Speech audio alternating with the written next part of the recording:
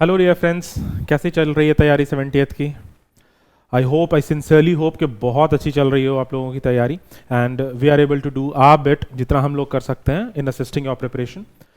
उसी सीरीज़ में हम लोग एक current affairs revision series run कर रहे थे। हम लोगों ने बिहार करंट अफेयर्स देख लिया, नेशनल करंट अफेयर्स देख लिया, जो भी बहुत बहुत प्रोबेबल है, जिनका लगभग 70 to 80% चांसेस प्रोबेबिलिटी, वही हम लोग कवर कर रहे हैं। और आज हम लोग इसी सीरीज़ में इकोनॉमी के करंट अफेयर्स करने जा रहे हैं।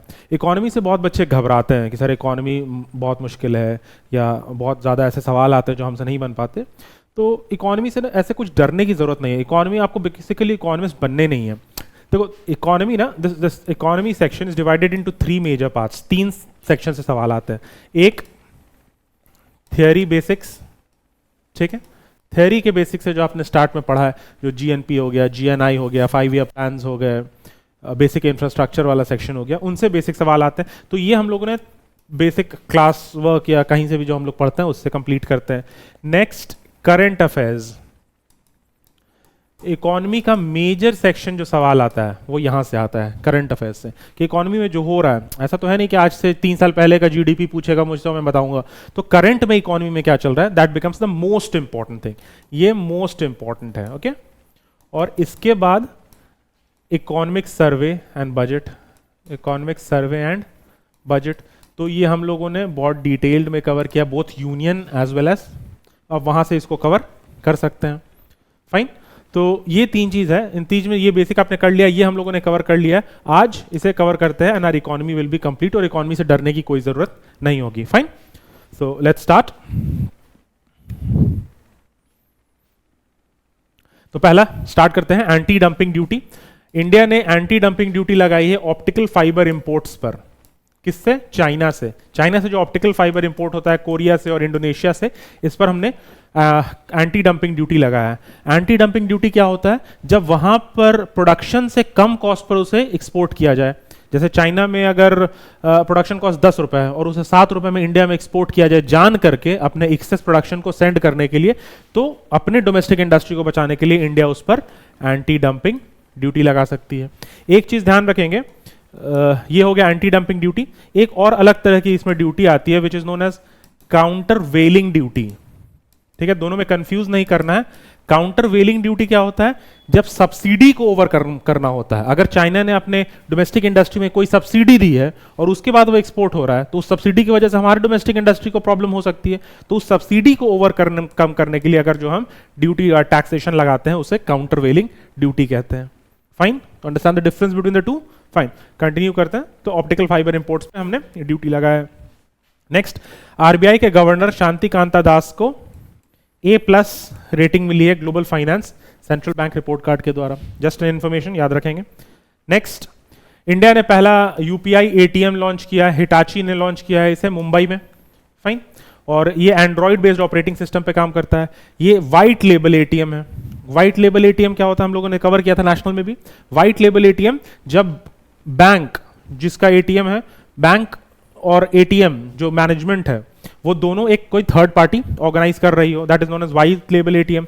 ब्राउन लेबल, जब थर्ड पार्टी मैनेज कर रही हो लेकिन एटीएम को ओन बैंक करती हो। ठीक है, फाइन। उसी तरह और ग्रीन लेबल एग्रीकल्चर के लिए, ऑरेंज लेबल शेयर ट्रांजैक्शंस के लिए, येलो लेबल ई कॉमर्स के लिए, और पिंक लेबल जब पूरा विमेन मैनेज होता है। तो इसे ध्यान रखेंगे थोड़ा। फाइन। नेक्स्ट, नेशन का पहला ट्रांजिट कार्ड एसबीआई ने लॉन्च किया है। ठीक है, ये हैसल फ्री कम्यूटिंग एक्सपीरियंस के लिए, आपको एक जगह से दूसरी जगह ना जाना, इसमें मेट्रो से, बस से, वाटर फेरीज, आप किसी से भी जाएं, एक ही कार्ड यूज कर सकते हैं उससे ट्रैवल करने के लिए। दिल्ली में बहुत यूज होता है फॉर दिल्ली मेट्रो, दिल्ली बस, सारी चीजों के लिए। Fine. Next, international organisation for legal metrology. Metrology क्या होता है? Study of measurement. जब नापने वापने की चीजों को मेजर किया जाए उस स्टडी को मेट्रोलॉजी कहते हैं। तो OIML ने इंडिया को सर्टिफाई किया है कि आप हमारा जो मेजरिंग रिक्वायरमेंट्स आप उसको पूरा करते हैं और आप उस तरह से अपने स्टैंडर्ड्स बना सकते हैं। ये बहुत कम कंट्रीज को देते हैं, सिर्फ 13 कंट्रीज के पास ही इनका ऑथराइजेशन है। Next, angel tax. Angel tax के सेटअप में कहा गया है कि स्टार्टअप्स को वेरिफिकेशन फेस नहीं करना होगा with reference to angel tax. Angel tax क्या होता है? जब कोई स्टार्टअप अपना वैल्यूएशन, एक वैल्यूएशन से ज्यादा वैल्यू करके कुछ फंड्स इंपोर्ट करता है अनलिस्टेड स्टार्टअप है, कोई कैपिटल रेज करता है या फंड्स इंपोर्ट करता है, कहीं से फंड्स रेज करता है, तो उस पर जो टैक्स वैलिड होता है उस फंड रेज्ड पर, उसे एंजल टैक्स कहते हैं। ठीक है।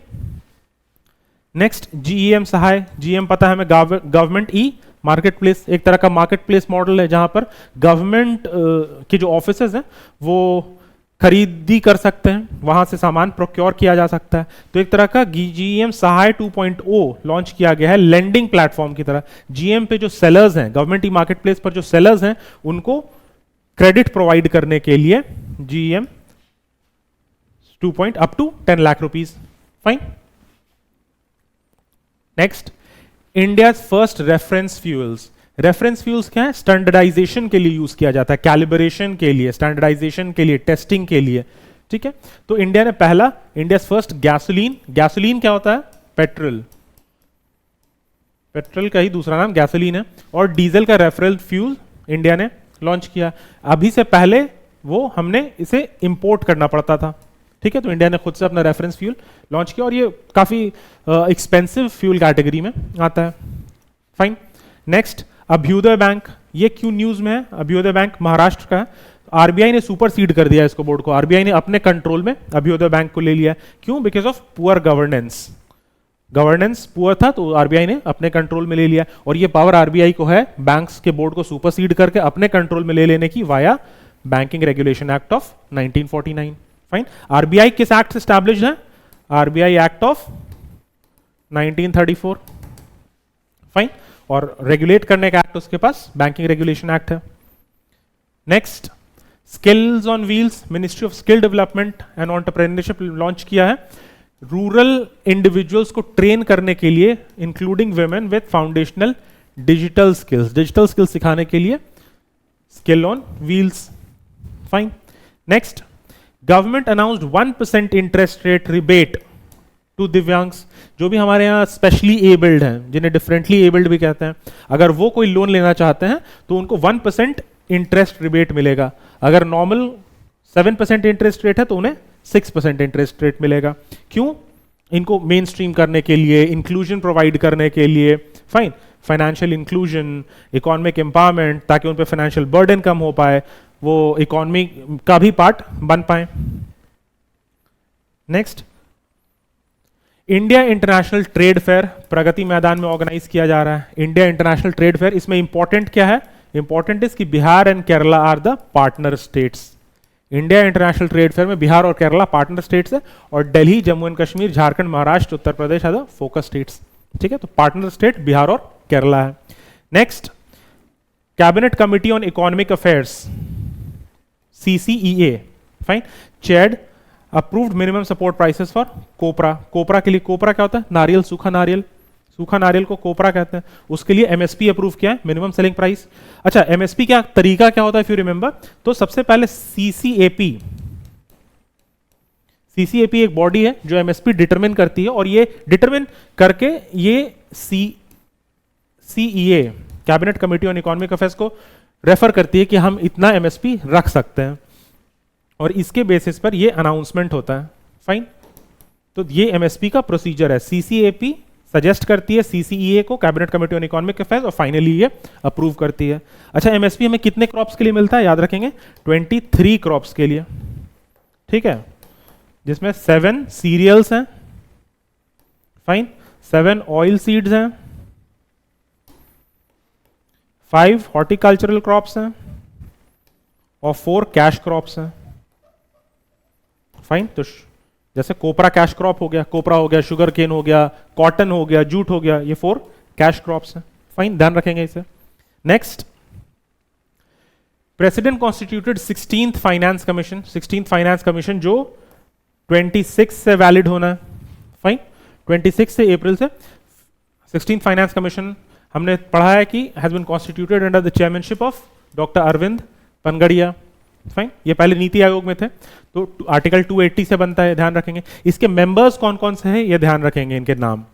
Fine. Doctor Manoj Panda, Shrimati Annie George Mathew, Shri Ajay Narayan Jha, doctor Saumya Kanti Ghosh and Ritvik Ranjanam Pandey. Fine. ठीक है, ध्यान रखेंगे। And he is the secretary. इन्हें 2026 से जो पीरियड कवर होगा अगले 5 साल के लिए, उन्हें रिकमेंडेशंस देनी है। Next PLI auto, production linked incentive, ये हमारा बहुत फेमस स्कीम है। पीएलआई स्कीम बहुत सारे सेक्टर्स के लिए है, मेडिसिन के लिए है, ऑटोमोबाइल्स के लिए है, सोलर पैनल्स के लिए है। फाइन। तो और ये WTO कंप्लायंट है, वर्ल्ड ट्रेड ऑर्गेनाइजेशन रूल्स जो है उससे कंप्लायंट है, उसको डिस्टॉर्ट नहीं करता है। तो इसको एक्सटेंड किया गया ऑटोमोबाइल्स के लिए 1 साल और। फाइन, ये ध्यान रखेंगे, 1 साल और इसको एक्सटेंड किया गया। और कौन सा पीएलआई ऑटो कौन देखती है? तो ministry of heavy industries. Fine. Next financial stability report. Financial stability report as the name suggest कौन रिलीज करता होगा? आरबीआई रिलीज करती है। कितना इंडिया का इकोनॉमिक सिस्टम या फाइनेंशियल सिस्टम कितना ज्यादा स्टेबल है, it's just a measure of that, उसको नापने और रिपोर्ट करने की कोशिश की जाती है। तो इसमें एक मेजर हाईलाइट आया है और ये कहा जा रहा है कि इंडिया के हाउस होल्ड सेविंग्स में डिक्रीमेंट हो रहा है, चेंज हो रहा है, कमी हो रही है। फाइनेंशियल लायबिलिटीज लोगों के बढ़ रहे हैं। पहले लायबिलिटी ऋण कर्ज जो होता था वो 3.8% ऑफ जीडीपी के आसपास था, now it has risen to लगभग डबल होकर के, डबल तो नहीं 5.8% के आसपास हो गया। ठीक है, हम कर्ज में ज्यादा डूबते जा रहे हैं, तो we need to keep a check. ठीक है, नॉन परफॉर्मिंग एसेट्स हमारे कम हो गए, मेयर 0.8%। और हमारा कैपिटल एडिक्वेसी रेशियो CAR, ये किसका रिक्वायरमेंट है? हम लोगों ने देखा होगा बेसल नॉर्म्स है। बेसल नॉर्म्स के अंदर में अभी बेसल 3 नॉर्म्स चल रहे हैं। India overtook Hong Kong to become 4th largest stock market. World का 4th लार्जेस्ट स्टॉक मार्केट कौन बन गया है?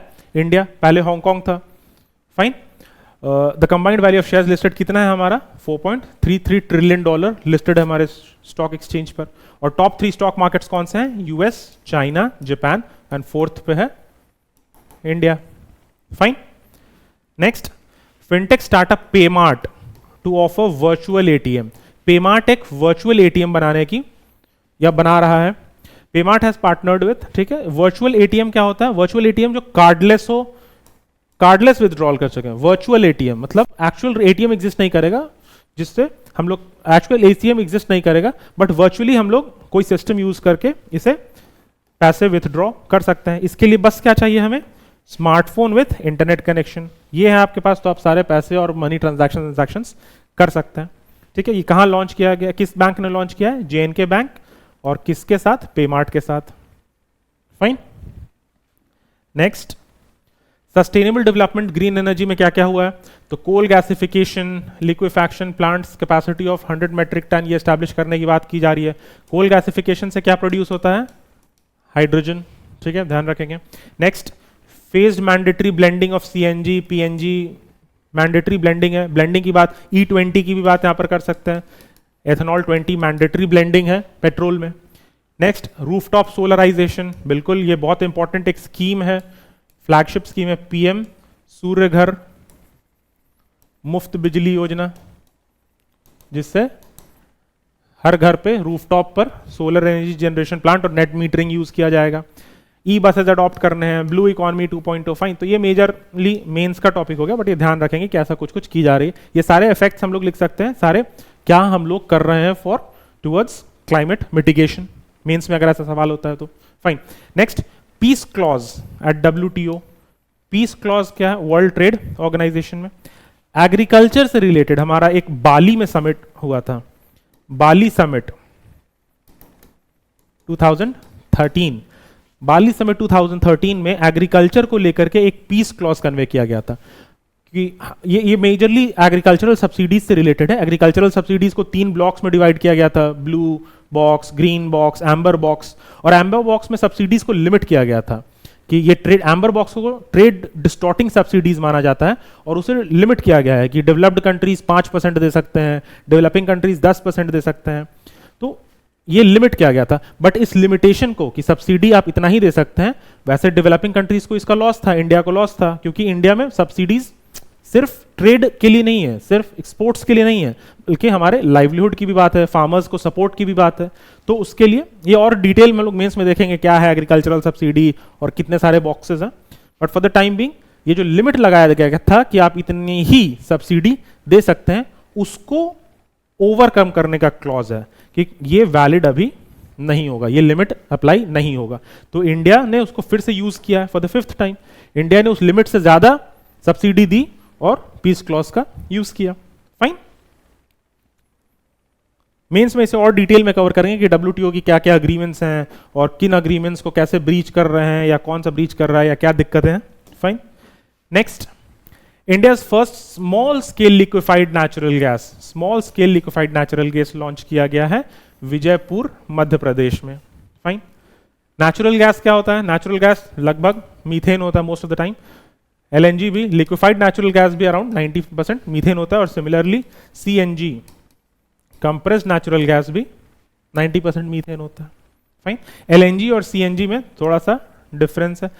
एलएनजी जनरली यूज होता है फॉर डोमेस्टिक एप्लीकेशंस और सीएनजी यूज होता है most of the time for transport vehicles. Next, Paradip port becomes a top cargo handling port, top cargo handling port in India. Fine, Paradip port कहां है? उड़ीसा में है। पहले, इससे पहले सबसे ज्यादा कार्गो कौन हैंडल करता था? तो दीनदयाल पोर्ट अथॉरिटी कांडला, कांडला कहां है? गुजरात में। फाइन, सबसे ज्यादा पहले वो हैंडल करता था। अब the new answer is Paradip port. अभी नए नए मेजर पोर्ट्स कुछ न्यूज में थे, हम लोगों ने पहले भी उसे कवर किया है, आप उसे ध्यान रखेंगे।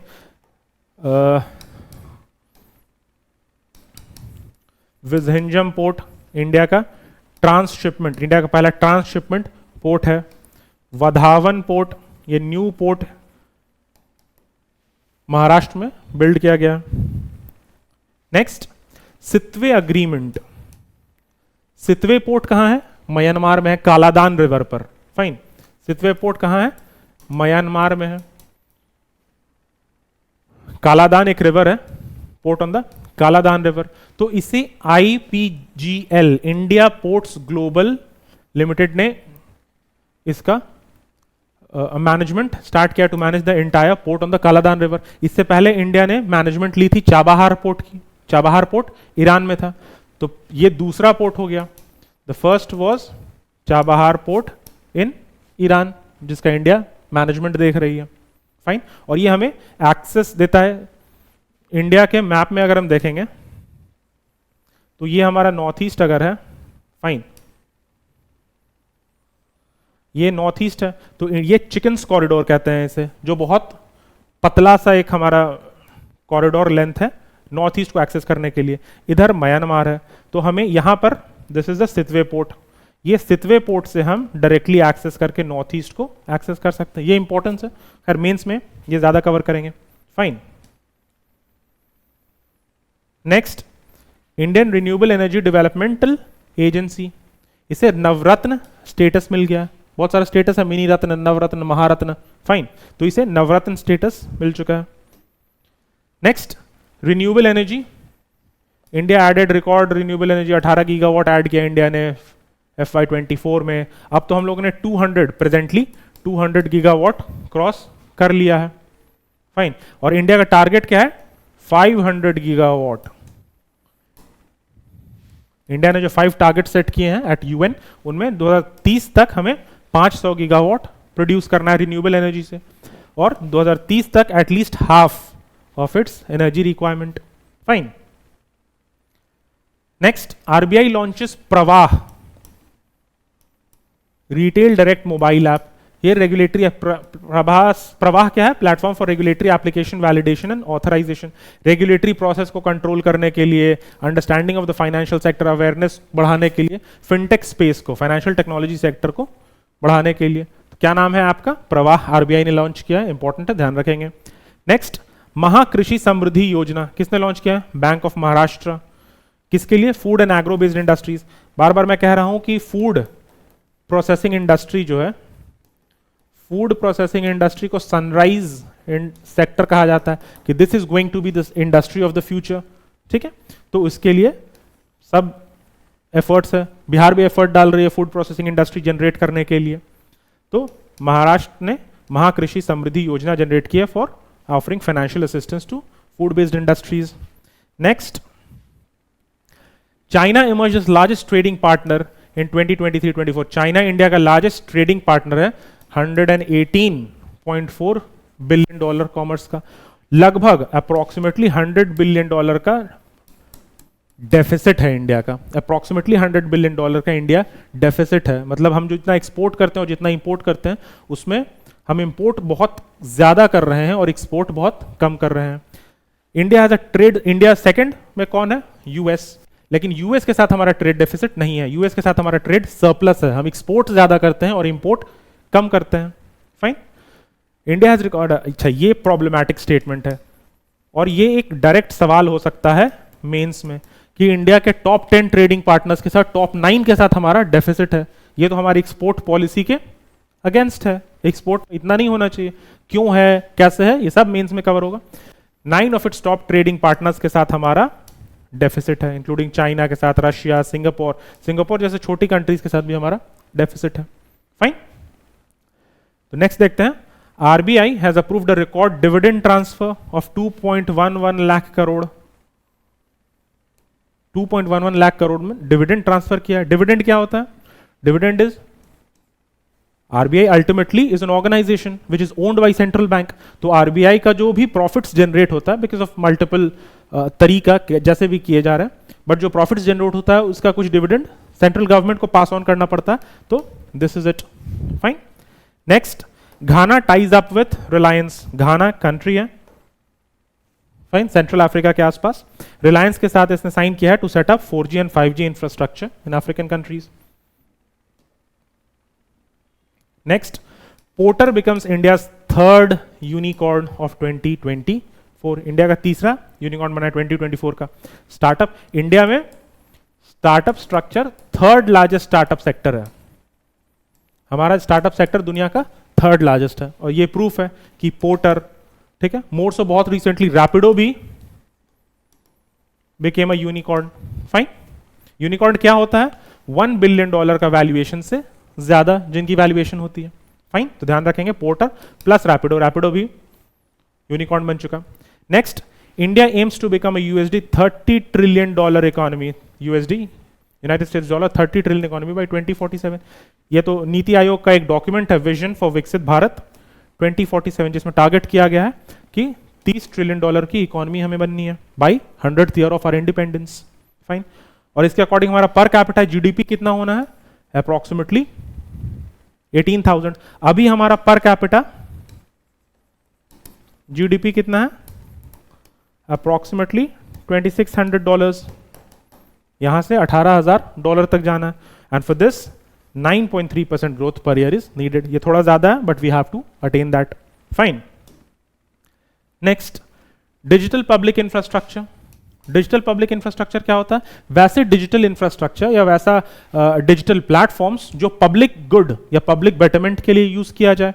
जैसे हमारे पास बहुत सारे डिजिटल पब्लिक इंफ्रास्ट्रक्चर है, जैसे हमारा इवन है, जैसे हमारा डिजी लॉकर है, फाइन, जैसे हमारा आधार प्लेटफॉर्म है। तो उसी तरह इंफ्रास्ट्रक्चर, एग्रीकल्चर में भी एक इंफ्रास्ट्रक्चर की डिमांड की जा रही है ताकि एक होलसम जनरेट किया जा सके। और इसी का रिजल्ट है एग्री स्टैक।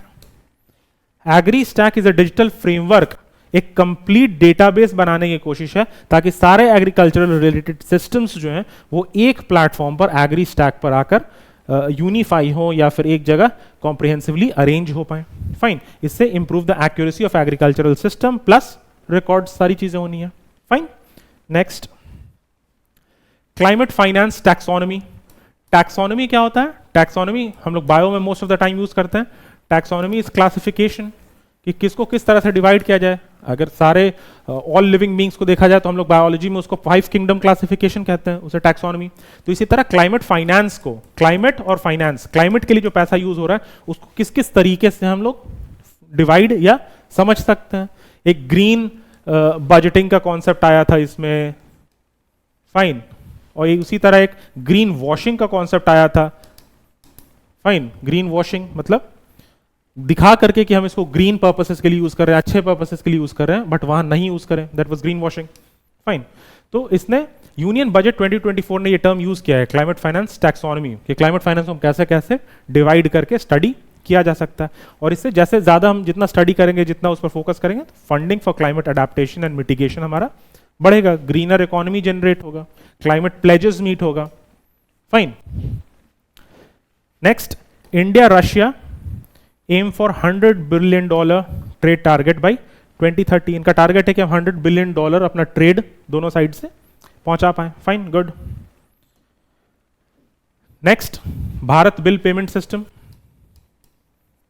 ये एनपीसीआई का एक सिस्टम है, national payment corporation of India. तो सारे जो क्रेडिट कार्ड पेमेंट्स होने हैं ये अब भारत बिल पेमेंट सिस्टम के थ्रू ही रूट किए जाएंगे। बस ये ध्यान रखना है कि सारे क्रेडिट कार्ड पेमेंट्स एनपीसीआई के बनाए हुए बीबीपीएस या भारत बिल पेमेंट सिस्टम से ही रूट किए जाएंगे।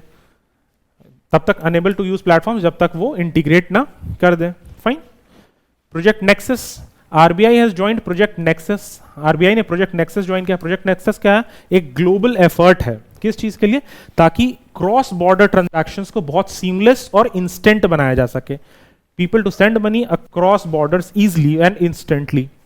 फाइन। और इसे कौन मैनेज कर रहा है? बीआईएस है एक, ठीक है, bank for international settlements innovation hub started project nexus, और इसका पार्ट अब आरबीआई भी है। Next, India tops global remittance. India global remittance, remittance मतलब जो एमिग्रेंट्स देश के बाहर रह रहे हैं और वो पैसा वापस इंडिया में भेज रहे हैं या वापस अपनी कंट्री में भेज रहे हैं, उसी को रेमिटेंस कहते हैं।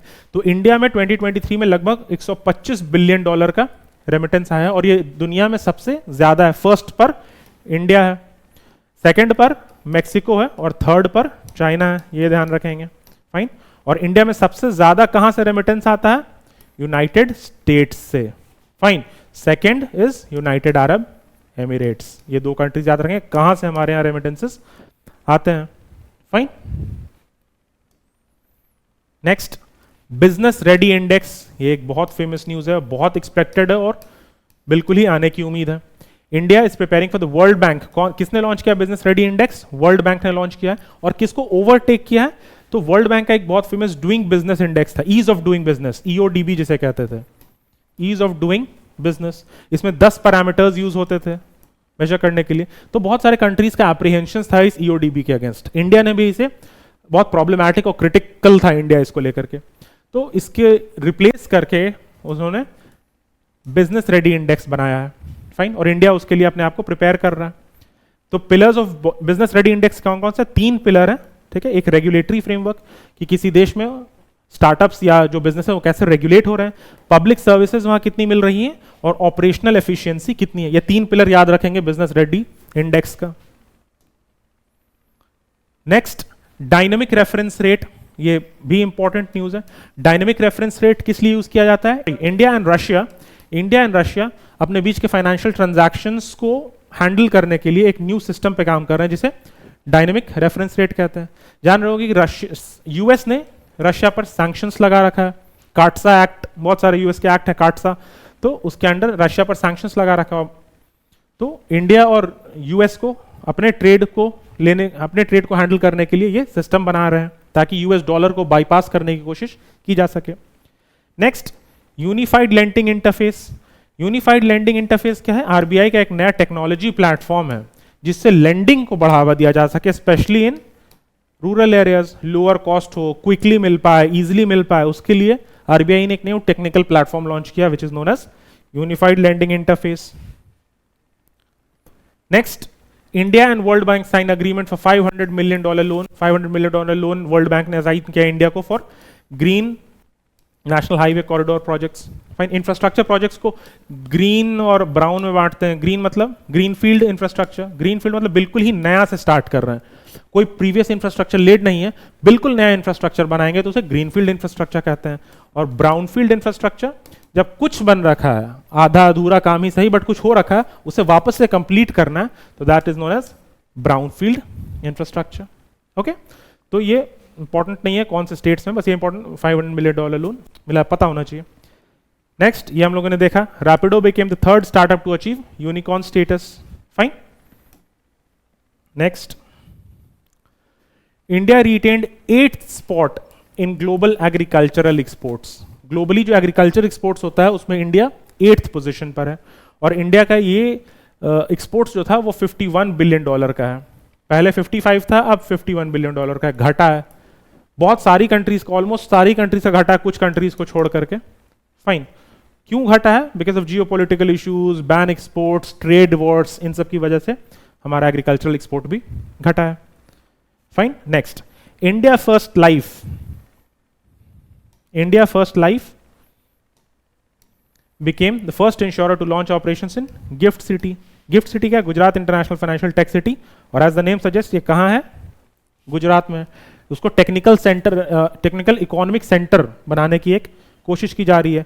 जैसे economic centres of the world Hong Kong है, सिंगापुर है, उसी तरह इंडिया में एक टेक, फाइनेंशियल टेक सिटी बनाने की कोशिश की जा रही है, that is known as gift city. Next, windfall tax. ये टर्म इंपॉर्टेंट है, विंडफॉल टैक्स ध्यान रखेंगे। विंडफॉल टैक्स क्या होता है? जब विंडफॉल गेन हो, मतलब नॉर्मली एक्सपेक्टेड गेन्स से बहुत ज्यादा गेन्स हो, अचानक से आपको कुछ बहुत ज्यादा प्रॉफिट हो गया, तो उस पर गवर्नमेंट जनरली एक अलग से टैक्स लगाती है, जिसे विंडफॉल टैक्स कहते हैं, कि आपको बहुत ज्यादा गेन हुआ है तो आपको उसका कुछ परसेंट सरकार को टैक्स देना पड़ेगा। Certain industries when economic country experience significantly above average profits.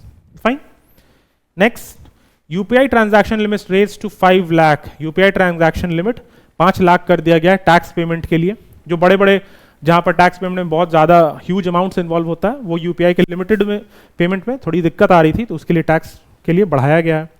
एक इंपॉर्टेंट कॉन्सेप्ट है एनपीसीआई ने इंट्रोड्यूस किया, यूपीआई सर्कल। ठीक है, ये थोड़ा सा ध्यान रखेंगे। यूपीआई सर्कल क्या है? सेकेंडरी यूजर्स को प्रमोट करने के लिए। जैसे फॉर एग्जांपल, अगर ये ऑर्गेनाइजेशन है, ये सीईओ है, तो इसके बेसिस पे ये पर्सन या इसके नीचे जो पर्सन है ये भी पेमेंट कर पाए, that is known as UPI circle. Next, white goods. White goods, DPIIT ने, department of promotion for industry and internal trade ने व्हाइट गुड मैन्युफैक्चरर्स को पीएलआई स्कीम के लिए, अभी हम लोगों ने देखा पीएलआई स्कीम क्या है, परफॉर्मेंस लिंक्ड इंसेंटिव या प्रोडक्शन लिंक्ड इंसेंटिव, सॉरी, उसके लिए बुलाया है। अब व्हाइट गुड्स मैन्युफैक्चरर्स कौन है? जितने भी लार्ज होम अप्लायंसेस हैं उन्हें व्हाइट गुड्स कहा जाता है। Refrigerators, freezers, washing machines. Fine, तो व्हाइट गुड्स की तरह ही एक और इंडस्ट्री होती है जिसे कहते हैं, जैसे फॉर एग्जांपल फुटलूज इंडस्ट्री। ये ध्यान रखेंगे, ये एनसीईआरटी में है। फुटलूज इंडस्ट्री क्या होता है? अगर आपने पता है तो ठीक है, वरना फुटलूज इंडस्ट्री वो इंडस्ट्री है जो स्पेसिफिकली किसी पर्टिकुलर एरिया में डिफाइंड नहीं है, वो कभी भी कहीं भी किसी भी एरिया में ग्रो कर सकती है। ये ना मार्केट के नियर है, मार्केट भी डिटर्मिनेंट नहीं है इसका, या रॉ मटेरियल्स भी डिटर्मिनेंट नहीं है, तो वो कभी भी कहीं भी शिफ्ट कर सकती है। इसका एग्जाम्पल एक याद रखेंगे, वॉचेस, घड़ी। घड़ी मार्केट के क्लोज नहीं होती, रॉ मटेरियल से क्लोज नहीं होती घड़ी की इंडस्ट्री, ये कहीं भी मूव कर सकती है। फाइन, तो एक एंकिलरी इंफॉर्मेशन हो गया footloose industry. Next, economic freedom of the world annual report. Economic freedom of the world में टॉप में कि सबसे ज्यादा इकोनॉमिक फ्रीडम, सबसे ज्यादा ओपननेस इकोनॉमी वाइज कहां है? तो हांगकांग में। Fine, the freest economy in the world, India has been ranked at 84th position and Venezuela is ranked last. Next, Punjab and Sind Bank launched e bank guaranteeing facility. Fine, Punjab and Sind Bank ने एक e bank guarantee facility, bank guarantee जो generally मिलती है for business purposes, कि bank guarantee करती है किसी particular transaction को या किसी पर्टिकुलर डील को, तो उसने ई बैंक लॉन्च किया। ये डिजिटली हो पाएगा instead of paper and pen procedure. Fine, एक last union budget. Union budget हम लोगों ने बहुत कवर किया है डिटेल में, तो आप वहां से कवर करेंगे। एक बेसिक बस इसका ध्यान रखें कि इस साल 2 बजट्स आए थे, इंटरिम बजट और यूनियन बजट दोनों। इंटरिम बजट जब इलेक्शन से पहले और यूनियन बजट जुलाई में पोस्ट इलेक्शन, और उसमें 9 प्रायोरिटीज मेंशन्ड है। ये 9 प्रायोरिटीज आपने याद रहनी चाहिए, कौन से 9 प्रायोरिटीज हैं। फाइन, तो this was all about economy का करंट अफेयर्स। हम लोगों ने जो मेजर एक साल के हैपनिंग्स थे, इकोनॉमिक हैपनिंग्स, उन्हें कवर कर लिया। आप इसे 2-3 बार रिवाइज करेंगे and then you will be good to go for 70th BPSC. Fine, चलिए फिर मिलते हैं। Thank you.